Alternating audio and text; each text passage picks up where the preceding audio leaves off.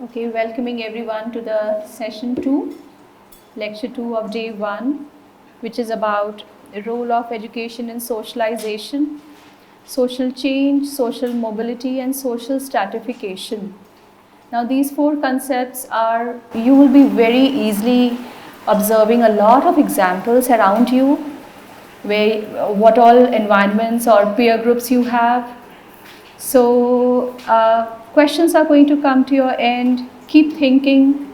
I'm not going to ask you to answer, but keep thinking. That exercise should be on. So, starting with what is socialization? Socialization comes from the word social, society. It is a kind of workable capacity to interact in a or get accepted in the society in a manner which is okay with everyone, or you can say workable or trained into acceptable manner. You are trained to be accepted as a social person, is socialization. So every child from, we are going back to the lecture 1, every child from his or her informal environment, home environment, starts learning the process, starts getting initiated into the process of socialization. And what are the basics of it? Adaptability, communication, respecting elders. So therefore, coming to a formal definition, the process through which one learns to internalize the values and norms into oneself, or mode of learning to survive in a society, is socialization. So basic word is survival. Surviving in an acceptable manner or getting accepted, trained to be accepted in the society, is socialization. And the very major function which highlights this process of socialization is learning of social values and norms. Basic norms. Observe any child who is between 2 to 6 and you'll see major socializing activities he or she is doing. Somebody is coming to home or he or she is going outside, in the garden, in the park, in the school.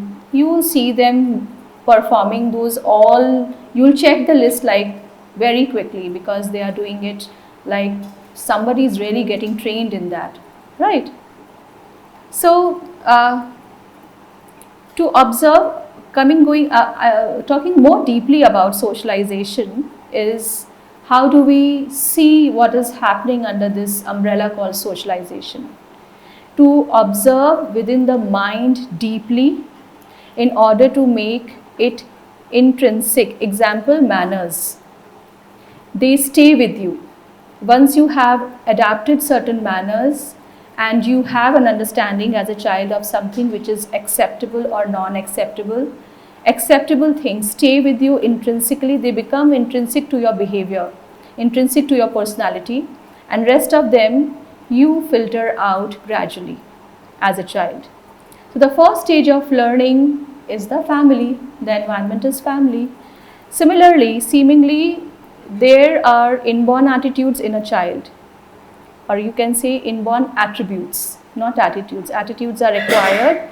Inborn attributes, these are determined and these can be molded even. They can be transformed. These can be molded through the process of socialization. So, inborn attributes can be molded, like learning social norms, values, attitudes, behavior patterns. Why patterns? Because they are repeated again and again till they are corrected or till they are in acceptable form. Now, what is the question? Are there not gender differentiation in the process of socialization? Do you see role segregation in the process of socialization when a girl is being initiated into the process of socialization, or a boy? Don't we see gender discrimination or differentiation? Think about it. Okay. Coming to the second aspect, does all learning lead to socialization? All kind of learning? See, education is universal. It is happening every moment. It's just that are we receptive towards it or not? Okay? So, at a given point of time, since it is universal, but all learning doesn't lead to socialization. So, at a given point of time, an individual is a member of not just one group but various groups. Right now, you must be a member of, say, more than between 7 to 10 groups. Okay? Hidden friends, known friends. I see a lot of smiles here. So a lot of groups are there, right? And these groups can be categorized into formal and informal groups. Okay? So, and they also vary in size, smaller size, larger units, etc. So thus there are multiple roles to the membership of various groups. How you are associated to a group defines your process of socialization, or maybe nil socialization, what you are learning as socialization. Socialization here is not social relations or being social to people in a group. But are you learning that process? Is there any new learning in terms of socialization? So thus it is not only just norms, attitudes, behaviors which we learn. Education helps a lot here. It helps you in categorizing accepted and non-accepted category. Aims of socialization, what are these? Internalizing the group norms. Every group you are associated with has certain norms. Okay, they have certain norms which need to be followed, and if you do not, then you kind of start getting disassociated naturally from that group. So internalizing those norms, can we say that socialization is a process of social control then? Because you have to abide by the social norms, so that social group is kind of controlling you as an individual. So do you see socialization as a process of social control? Put that question in your mind. However, socialization helps here in three ways. It strengthens group solidarity, togetherness. So you can highlight or you can write the keyword solidarity. Second, it fosters desired development. Underline desired here. What is required? Not development or fostering, but desired. What is acceptable for the group as well as an individual? And lastly, conforming to the group expectation. Again, here a question comes to my mind, is it also leading towards social control? Nobody, and control is a word which one wants to break free out of it, right? So conforming to certain norms or group expectations also tries to link me towards kind of social control. Now how does it happen? How does it, all these three functions of socialization happen? The first and only which I will be discussing, because we cannot go very deep into the theories of socialization, stratification, mobility and change. We will cover conceptually what is required for this session. So, and we have to focus, keep our focus around the keyword education, right? So these three functions, strengthening solidarity, fostering desired development and conforming to social group expectations, how does it happen? It happens through the transformation of knowledge. Transmission of knowledge brings people together. It brings solidarity just on the basis of sharing of knowledge. So how does it start? It starts with thinking. One person thinks, he or she shares, various thoughts starts developing in chain. It's a chain reaction. Various thoughts develop in mind of an individual and individuals and people and so on and so forth.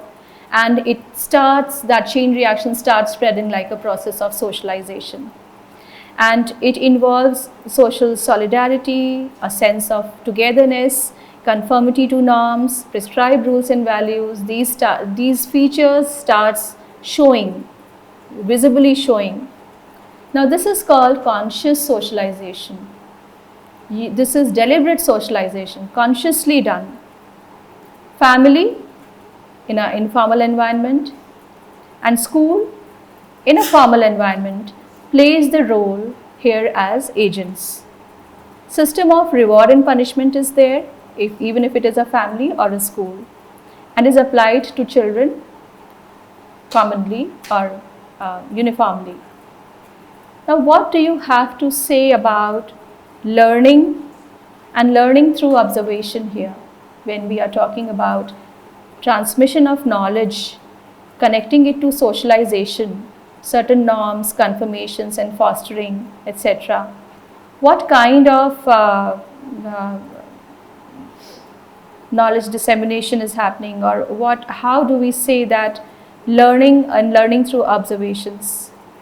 These learning through observations are explicit and implicit to the environment.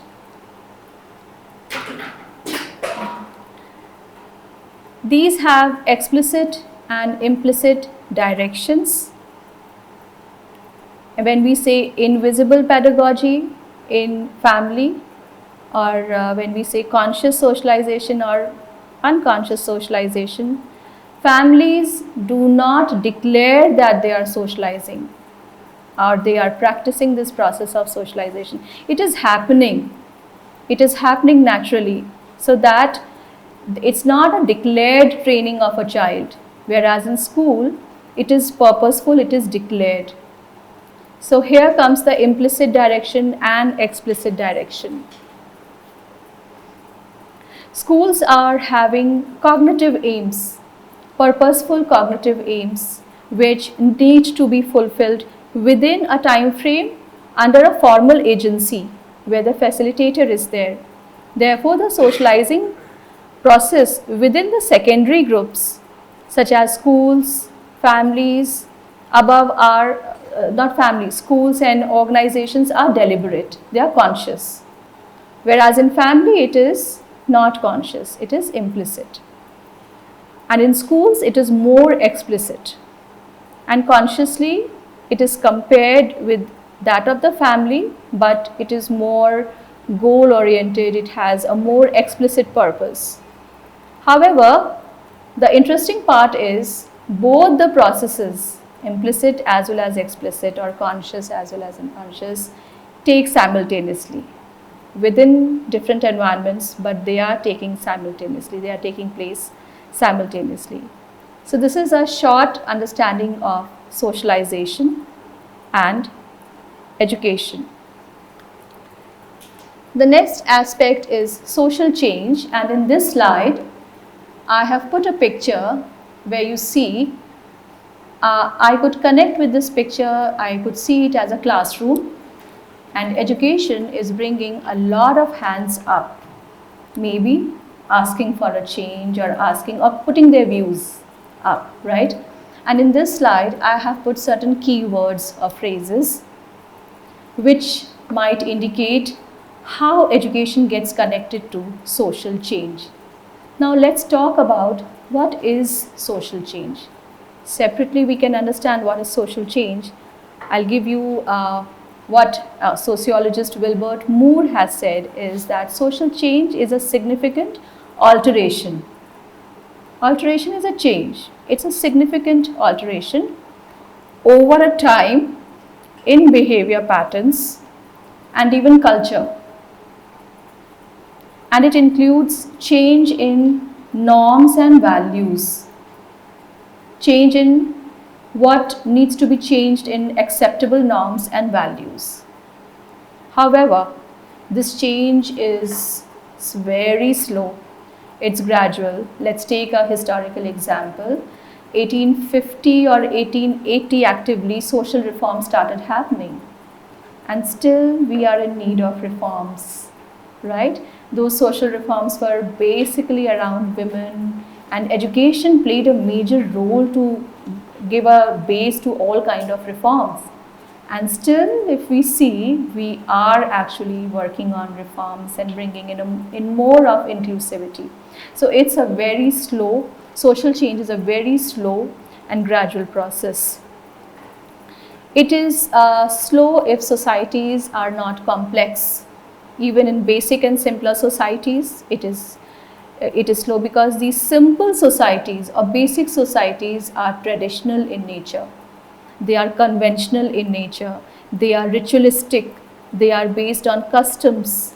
they have a history, they have social hierarchies. It becomes slow because of these factors: customs, rites, rituals, hierarchies. These are simple societies. Broad changes, which are seen as social changes, are three: physical and biological, technological, and cultural. What are physical and biological social changes? Say based on racial evolution, or some race is having racial identities of different races. So you can think of several tribes, for examples, or comparing two races, maybe in Africa and say in South Africa. We have a lot of racial representativeness there, right? So take any country, you'll have a lot of physical and biological identities which are quite gradually grown. Technological changes. What are technological changes? I did not have a phone when I was in college, whereas my students are having an access to every kind of information, and yes, it is very much needed. It is very much needed. So these are technological changes which have brought in social change as well. People are better connected, but people are also vulnerable. So there are always positives and negatives to it. Coming to cultural changes, as seen as social changes, cultural changes, as I gave an example, that we have reformed to a very great extent, and yes, we know that the scope of reforms or changes are still there, but yes, we have brought in a lot of legislative regulations which have brought social changes and which have made it legit.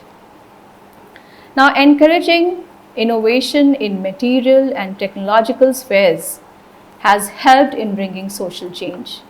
So how technology and material changes have played a very essential role in social changes is to be noted. What it involves, what do we mean by technological and material changes? Training of manpower, because we are talking about human resource.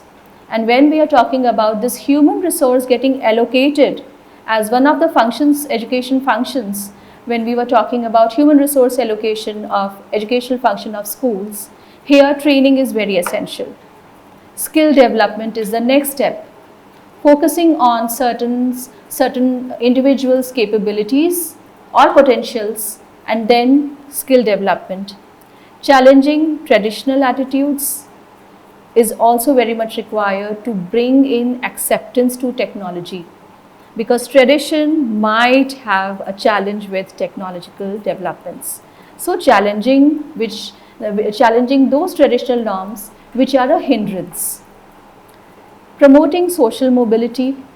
There should be a yes towards social mobility based on progress which has been made based on training and skills.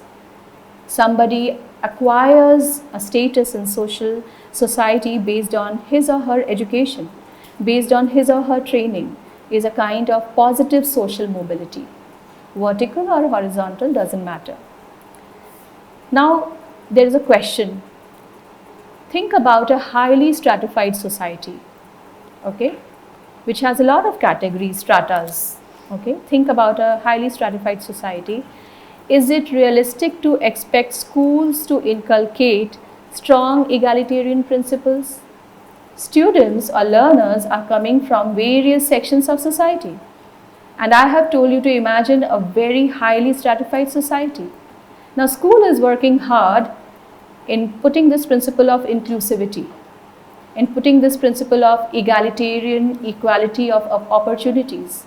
But when after 5 hours of engagement, these learners leave that campus, they are back to their stratified society system. Think about it, how complex this situation is, right? So social change, and when we come to social mobility, it's really mind-boggling, because it's really tough to maintain a balance between these concepts which are very dominantly existing where we are standing, and where we keep shifting our bases from this environment to that environment to that environment. and this keeps happening. So these institutes of education function within the stratified system. Schools, colleges, universities are functioning hard within the stratified environment, right? The community which is actually guiding the education systems in itself is stratified. So it's a debate. The dominant values of the society influence the organization of learning. The ideals are set up by community. We did that, right? Now when the society itself is stratified, how far the school is going to save itself from not being an egalitarian environment. It's really a tough situation where we come up with these practices and how we can make it more inclusive and more participative. And here I remember that there's something which I came across called change management experts. So when we are talking about how to fight situations which are tricky, which are complex, which are standing against each other, putting things in flux, we need change management experts. And why do we need them? We should become one. We should be the ones who should come with an observation-based expertise, which can be called expertise later. But if we can come ahead and give some simple suggestion and work as a change management expert, and okay, coming back to the nomenclature which is easily acceptable, reformers and not change management experts, okay? So we need role of reformers here. We need to look back upon our educational philosophers who gave us many approaches towards making learning more enjoyable and not looking towards how this environment is stratified, how this environment is prejudiced or biased, etc. Okay, so role of reformers and philosophers need to be looked back upon as agents of social change. Tagore, Aurobindo Ghosh, Vivekanand, and many philosophers, Jiddu Krishnamurti, Dewey, and many, I think Anita would be filling in from maybe philosophers coming from West. So society is working towards these goals, and educational organizations are working towards the society-oriented goals, seen as educational goals. Society articulates and brings forth these goals, whereas the educational institutes should also keep the thinkers and philosophers as their basis before applying blindly those goals given by the communities and societies. And thus we can see maybe more egalitarian social change, more acceptable, if not egalitarian, but more acceptable. So education system is largely conditioned by the prevalent socio-economic and political power structure. Whatever is the existing political power structure, it defines the socio-economic structure, and thus education comes in the purview of it. Okay? So its expansion, its growth, its development, and the finer details, curriculum, students, facilitators, is all tuned to the requirement of the social structure. Education thus can be seen as a social product and not as a practice, but as a product. But here comes the question: how much weightage should be given to education as a product or as a practice based on a philosophy? This needs to be reviewed based on what learners are receiving, and not just on the basis of knowledge creation, what environment or what experience they are taking back to their homes. That experience need to be inclusive, that experience need to be egalitarian, where they do not feel sad, not just for self, but maybe for someone else, right? Empathy is very much required. So education as a social product and as a part of social system acquires a collateral relationship subservient to the political power structure in socio-economic. So education is not supreme here, or is not autonomous here, which can decide for itself, but education, because it's designed as per the political structure and socio-economic structure, it is seen to have a collateral position. So this needs to be maybe given a thought and reviewed. Next question is, what is its impact? Now we have talked about a situation, and the situation is debatable or is worth giving a thought. So next question comes to my mind is, what is its effect? How is it impacting? So the first and foremost impact, what comes to my mind is, it creates an imbalance. And wherever there is imbalance, there will be lack of harmony. It creates an imbalance, it gives rise to dissatisfaction, and we are talking about from the perspective of learners here. Dissatisfaction, disharmony, and it can also lead to more severe repercussions or results. Say if the political power in a country is volatile, the structures are volatile, resultant socio-economic structures are also dwindling, and they have its repercussion on our education system.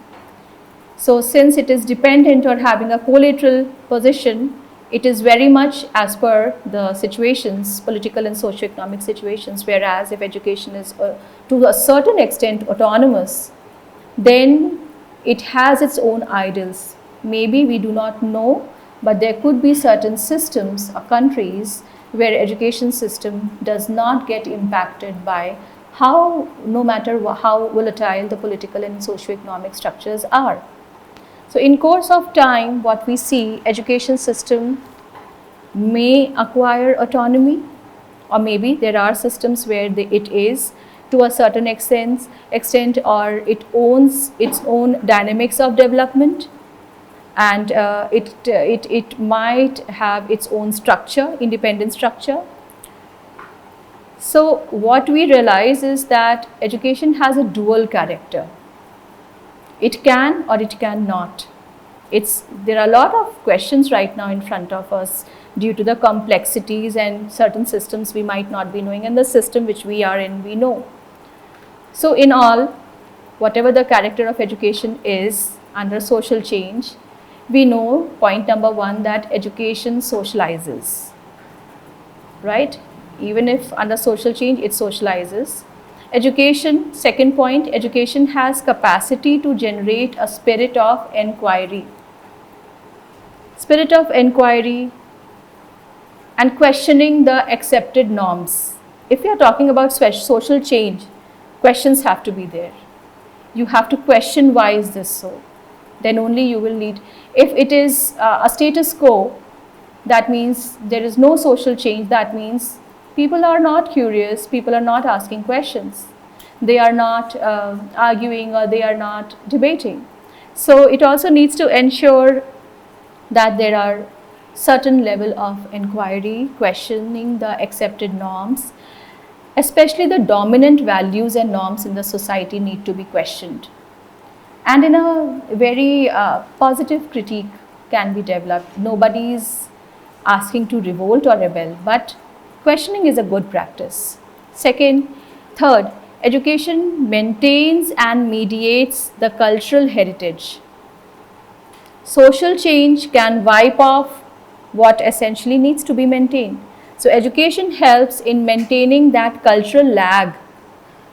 Say technological revolution which has happened could have wiped off a lot of things, but technology has worked in a very positive way in maintaining and preserving a lot of things. For example, archiving things, archival work, technology has helped greatly history. So education maintains and mediates the cultural heritage.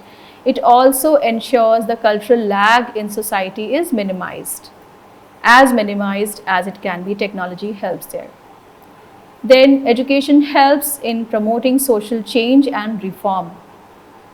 People make other people aware about the anomalies or the backwardness, or what things need to be changed, what dominant values need revision as per the times, as per the needs, because new generations have their new specific understanding of systems. So it exists in promotion of social change, reform. Education as an agent of social change can be seen in many Asian and African countries which were colonies. On the basis of education, they progressed. They brought in a lot of social and economic changes. This can be a very good example, a broad example seen across the continents. And lastly, an interaction between society and education is must. Why? The institution of education can modify social structure. It has the power to modify social structure. It brings meaningful social orientation towards required reforms.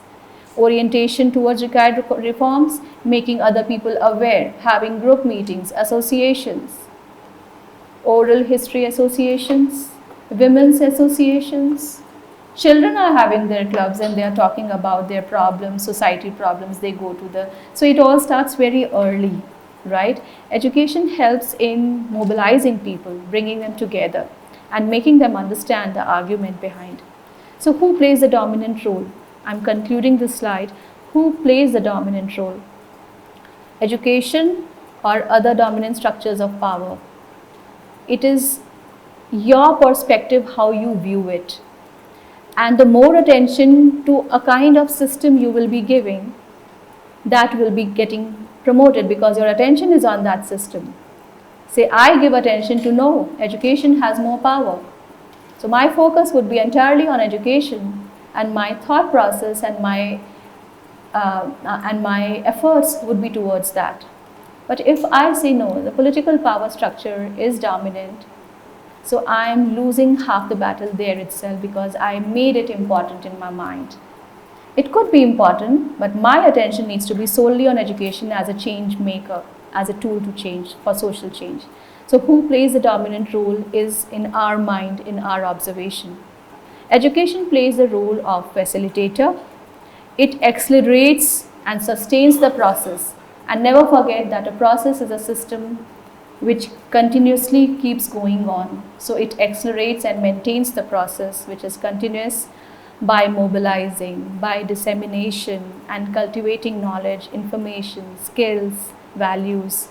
So education inspires a belief in progress, efficiency, achievements, and rationality. So these four last keywords which I said, progress, efficiency, achievement, and rationality, can be seen as the keywords to social change. Social change can go in any direction. Let's see it in the direction of progress, efficiency, achievement, and rationality.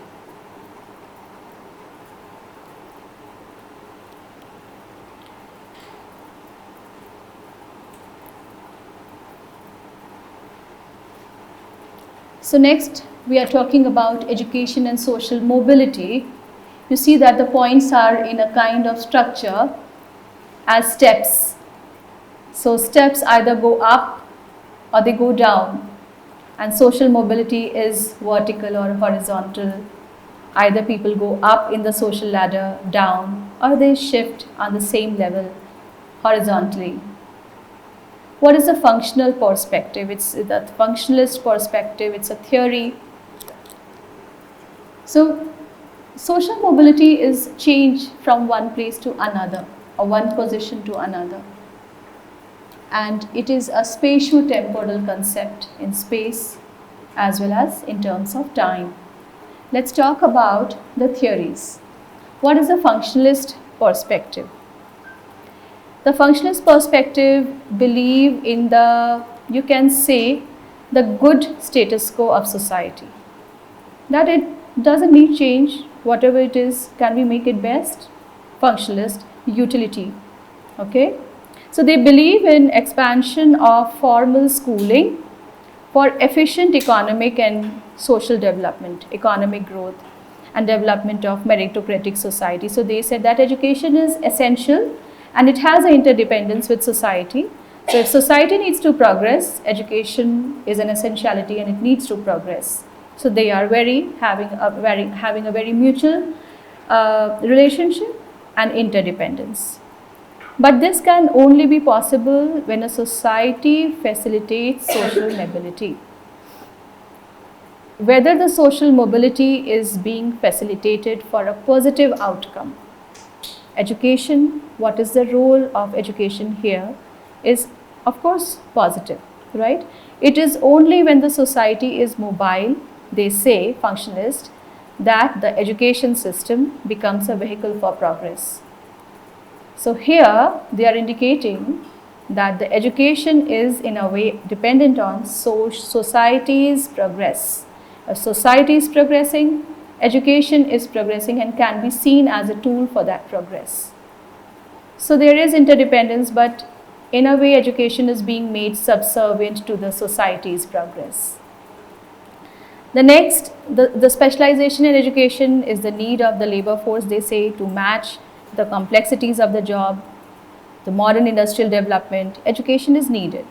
But here society is developing, it's progressing socially, economically, scientifically, industrially. So education is required for that progress to be maintained and have a continuity. Now coming to the Marxist understanding of social mobility.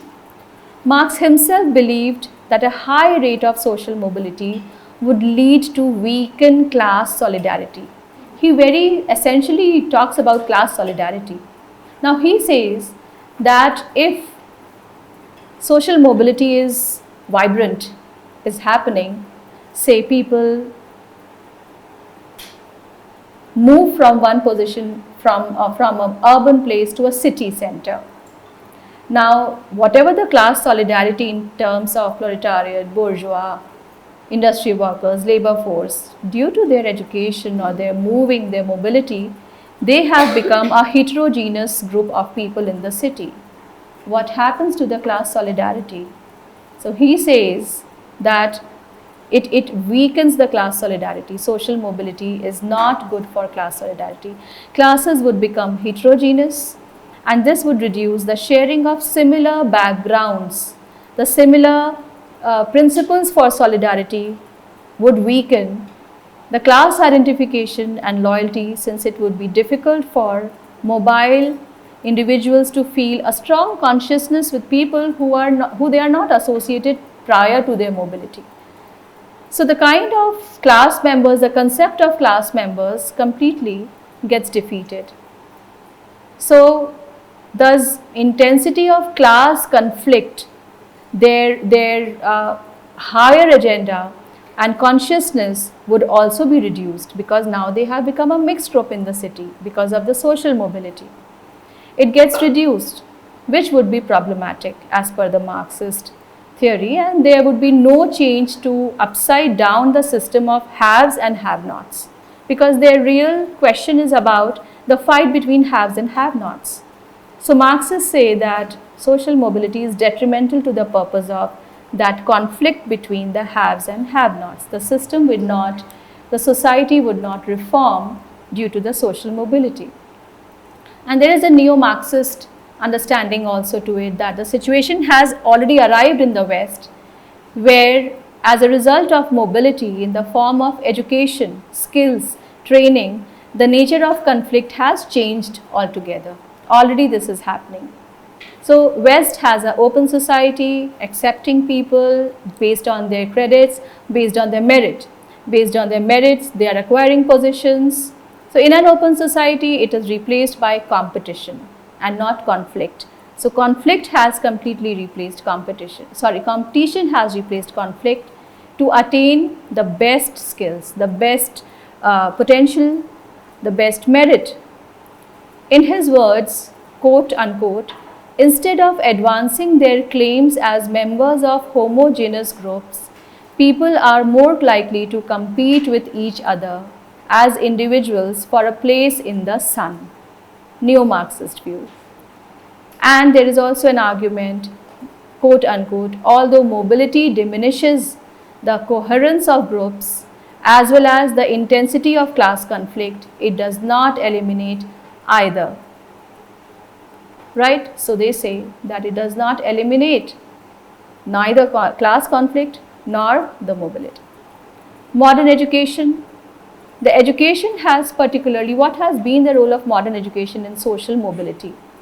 The education has particularly created new opportunities, new avenues, new incentives.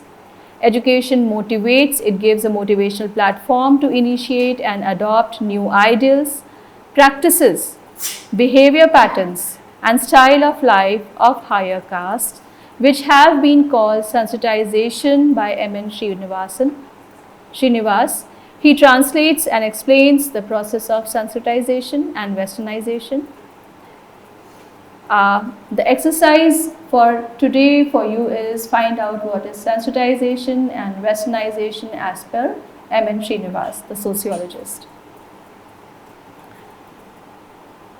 The new values, orientation, motivation, behavior patterns, formal relations, individualism, monetized attitude of social status, Western technology acceptance is popular among the people, seen as a result of social mobility. And this indicates towards status upliftment. And it further encourages the migration to places where economic opportunities are better. And this is all being worked, or this is all being supported by education. This is being made possible through education and skills and training. So opportunities in terms of urban trade, industrial occupations, and jobs in different government concerns in cities are available. What is a positive attitude about it, about social mobility? We have talked about briefly about two necessary for understanding two theories. What is a positive attitude towards education? It leads to socio-economic mobility among the individuals as well as groups. That means a person who is born in an agricultural family, for example, can crack the IAS exam, can become a district magistrate of a city, and that's a kind of social mobility which he can give to his extended family and immediate family, right? Based on his hard work, based on his education. However, the family has an agricultural background, but now they have better opportunities for the coming generations. Secondly, education needs to change the kind of vision people have for their quality of life. Education helps in that kind of social mobility as well, where people are stationed at a place but they are working upon a better quality of life. Work-life balance, for example, it works towards modifying attitudes, habits, manners. You must be knowing people, or you must be practicing yourself better ways of living starting from when you wake up. Mode of social living. Third, the education is responsible for intergenerational mobility among the individuals and groups where culture is being transmitted. Social groups are able to maintain their status and the status of their family because they are associated together. Therefore, it can be said that education plays a very important contributory role in mobility of individuals and groups regarding their social position, occupational structure, because as groups we see occupational groups, associations, style of life, quality of life, as I said, habits and manners. The last aspect of the second lecture is social stratification and education. Think about social stratification in connect with social mobility. I'll give you a brief before I start on this. When there is social mobility and people are moving up in the social ladder, think about how society is getting stratified more because heterogeneity is increasing, as we said, right? So think about that. Are we talking about lessening social stratification because of education? But because of education, social mobility is happening, so stratification would be a result. How complex this network is getting developed? How do we work around it? Okay? Now, what is stratification? Stratification, think about hierarchies in your mind and think about a smaller organization, say a school or say this department. Okay? There are hierarchies in any formal organization. Now connect it with a larger environment, which is a society which has a lot of flexible and porous walls. People keep coming and leaving at will, and there are no obligations as such, defined obligations, but as per the human duties and obligations towards constitutional obligations, etc. There are certain things, ideals, principles, norms which people do, but it is not mandatory. Nobody is watching you. In a society, think about the hierarchies which are invisible but so dominantly existent. So these hierarchical arrangements of groups of people in terms of economic growth, economic wealth, property, political power, prestige and social honor. These are the criteria of these hierarchies, societal hierarchies. It is felt that social stratification is necessary to maintain social order. So they say that yes, these hierarchies are very essential, they are invisible, but they are very essential to maintain the social order. Otherwise, who is going to look over who? The order is maintained by interdependence. The relationship should be of interdependence of individuals and groups on each other. So say political groups are dependent on social groups, are dependent on educational groups, are dependent on non-formal groups. There is a lot of complex networking of interdependence, which is of course not tangible, but yes, there is. Coming to the theories, we have 4 theories, and I'll superficially just touch them. Natural superiority. Theory of natural superiority, you must all be familiar with Charles Darwin's theory of natural selection. Based on that theory, we have a theory of social Darwinism. Okay, yes. So, social Darwinism was propagated by Herbert Spencer. Names not necessary to be remembered. It is believed that certain individuals with more merit, more training, better education, better position have better survival levels or better position, society position. Requisite skills or attributes to compete with others, they have better attributes and they are more visibly seen to rise in that environment, in that ladder of hierarchy. And others not so skilled, maybe they did not get access to better opportunities or avenues, they struggle in comparison to the people who have already risen based on their background, their position, their social position, their hard work, training, merit, etc. So those who are not so skilled are seen as less competitive, which is maybe not true, and they might fail in that race of competitiveness.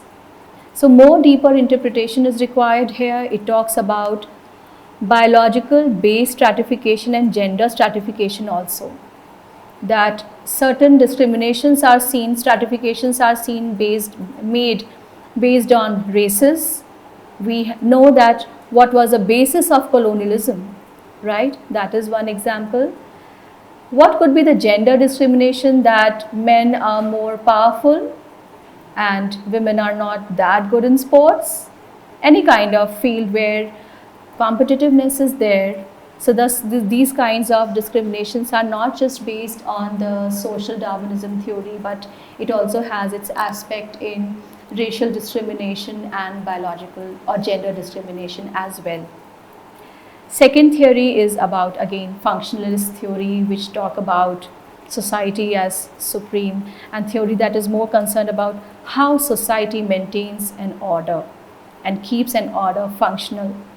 So generally the functionalist theorists have tended to share concepts like stability, consensus, status quo. This shows that they are not very pro to changes, pro to questioning, and they base the society's integration based upon stability, consensus and integration in society based on status quo, which is not pro to questioning or inquisitiveness. Now they also, you can take an example or analogy of human body. There are various systems in our body which constitute this human body, right? And we need all systems to function. This system needs to be maintained. So we take care of our bodies and thus our bodies are functioning. Similarly, functionalist theory talks about various small systems in the theory need to function properly, and that functionality of those smaller systems need to be maintained for the functionality, good functionality of a larger society. So this is what they say, and the society's institution, they say, must function properly to maintain stability of the entire social system. Further, certain functional prerequisites must be met if the society is to function effectively in order. Social stratification therefore becomes a tool to see how far it meets these functional prerequisites. And the name associated with this theory is Talbot Parsons. Coming to Marxian theory of stratification, the Marxist perspective generally regard modern society as being divided primarily into two classes, bourgeois and the proletariat, on the basis of property ownership or means of production, ownership of means of production, right? So there is a group who are in minority, and those who are non-owners of property, those who are in majority. And Marx understood classes to be economically determined by the difference between the ownership of means of production, as I said. Class differentiation, therefore, are determined by the modes of production as per the Marxist theory. So, stratification based on the ownership of means of production. And lastly, the Weberian theory, Max Weber, the stratification, he says, is based on three types of social formation: class, status, and power. Class, status, and power. Property differences generate classes, and classes are defined based on economic acquisitions. Property differences. Power differences generate political parties, and prestige differences generate status groupings or honor. So, stratification based on class, status, and power. So, what does class refers to? Unequal distribution of economic rewards. What does status refers to? Unequal distribution of social honor. Weber also looks at parties, political parties or groups which are specifically concerned with influencing policies, because education again is seen as having collateral position in terms of social and political power structures. So, it is concerned with influencing policies, the parties, the political parties making decisions, these groups, power groups, in the interest of the membership. So, as per combining everything, as per various sociologists, education, now role of education as per these theories, education provides a link between the individual and the society, and it provides individual specific skills necessary for the future occupations, which is the most important factor in modern social stratification. So, education in a way is leading to stratification, does it?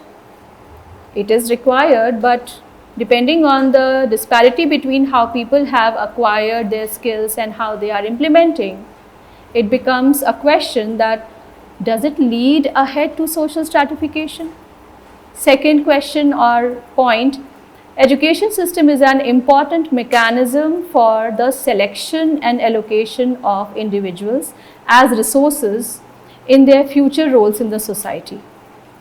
That is also regarded as a ground for proving one's ability, that how capable you are. Coming back to the capabilities and allocation of human resource.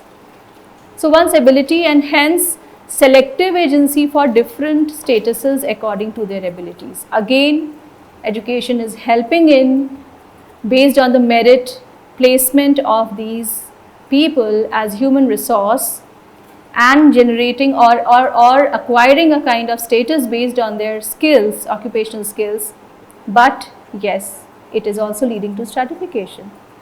Now, the inequality of educational opportunities is the last point, is a product of social stratification, because this social stratification becomes so complex that as a chain, or if we can say a vicious chain, a group of people or a class of people and their children might have disparity in educational opportunities, the access to educational opportunities, if education is seen as a product. So even if there were to be subcultural differences between classes, the very fact that people stand at different positions in society, in the class system, will produce inequality of educational opportunities. And here again we need change management experts.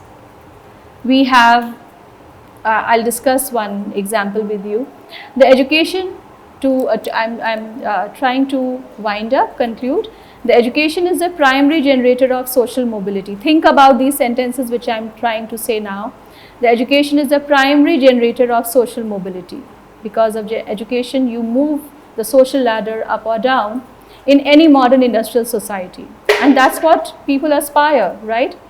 This relationship is little complex to understand. For instance, the education is the main component in achieving a status in the social class system on the one hand, and stratification system is the declining factor in the differential access to education. So social mobility creates a situation where social stratification gets created, and that again creates a declining position to educational accessibility. Therefore, the relationship between education and social stratification is very complex and can only be understood in relation to social mobility. When I talk about change management experts, we have students at IDS who are working with certain NGOs to make a change because they have been helped by certain NGOs. We have here Mahesh, who has been working with a foundation called Eklavya, where they are making village children who are first generational learners coming for the first time from their family, and they are apprising them about what courses go in different institutes, how to prepare, what exams come, what is to be studied, etc. So such kind of change management experts we need from young age. Okay, thank you, and we open it for discussion and chit chat session.